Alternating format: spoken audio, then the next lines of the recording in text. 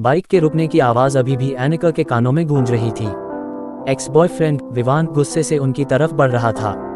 Aneka के पैरों में जैसे जान ही नहीं थी। नक्श उसके साइड में खड़ा होकर बोला, डोंट वरी, मैं हूँ। विवान ने नक्श को ऊपर से नीचे तक देखा, एक ताने भरी हंसी के साथ। ये लड़का, ये प्रोटेक्ट करेगा तुम्हें, एनिका ने कांपती आवाज में कहा। विवान बस हमें जाने दो। लेकिन विवान रुकने वालों में से नहीं था। हाई वोल्टेज विवान का घमंड फूटता है। विवान आगे बढ़कर नक्श के बेहद करीब आ गया।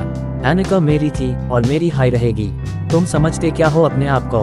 नक्श की आंखों में गुस्सा साफ दिख रहा था, पर उसने अपनी आवाज को शांत रखा। इंसान कोई चीज नहीं होता विवान, और एनिका अब तुम्हारी नहीं, उसकी मर्जी उसकी है। विवान का चेहरा तिलमिला गया। उसने नक्श को धक्का दिया, पर इस बार नक्श पीछे नहीं हटा। वो मजबूती से खड़ा रहा।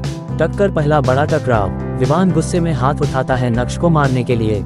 एनिका चिल्लाती है, विवान स्टॉप। लेकिन इससे पहले कि विवान का हाथ पड़े, नक्श ने उसका हाथ पकड़ लिया। पूरी ताकत से नहीं, पर इतने कॉन्फिडेंस के साथ कि विवान खुद डर जाए। नक्श धीरे से बोला, आखिरी बार समझा रहा हूँ, एनिका को डिस्टर्ब करना बंद कर दो। विवान नक्श की आंखों में देखता है। उसे एहसास हो जाता है कि ये लड़का डरने वालों में से नहीं। फियरफुल विवान की धमकी। विवान एक कदम पीछे हटकर बोलता है, ठीक है, आज के लिए छोड़ रहा हूँ, पर तुम दोनों को चैन से जीने नहीं दूंगा। वो बाइक स्टार्ट करता है और तेजी से निकल जाता है। एनिका डर से कांप रही थी। नक्श ने उसे पकड़कर शांत कराया। Are you okay? एनिका उसकी तरफ देखती है, आंसू बहते हुए। नक्श, मुझे तुम्हारे साथ कुछ हो जाए तो? नक्श मुस्कुराता है, तुम्हारे साथ हूं ना, कुछ नहीं होगा।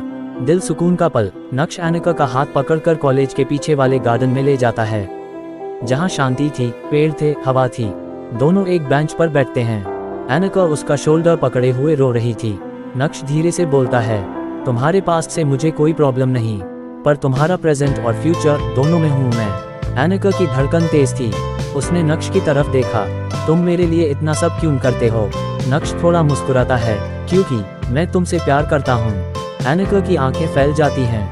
ये वो शब्द थे जिन्हें सुनने का डर भी था और इंतजार भी। दोनों के चेहरे एक दूसरे के करीब, दिलों की धड़कनें तेज, और एक लंबा गहरा साइलेंस। दिलफायर part 4 ends on a cliffhanger। जैसे ही दोनों करीब आते हैं, एनिका का फोन जोर से बजता है। स्क्रीन पर लिखा अननोन नंबर।